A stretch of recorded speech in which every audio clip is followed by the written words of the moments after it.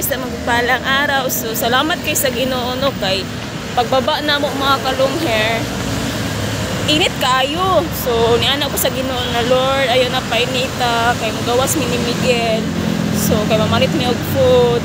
So karon is wala na good, wala na init mga kalong hair. So yun, naami din hiya sa Great Eastern Hotel. So mamalit mi og food, di ba Migs? Di tayo food. So salamat guys sa Ginoo kay wala na init. Paggaling na pagbaba na mo pretty jug inita. So yan, abangan mo kami mga kalong hair diha sa Balay Filipino, open 24 hours. Okay. Hi. Salamat guys sa Ginoo mga kalong hair. Pauli namin, nakabili na kami ng tinapay ni Miggy. So wala pang ihapoy init.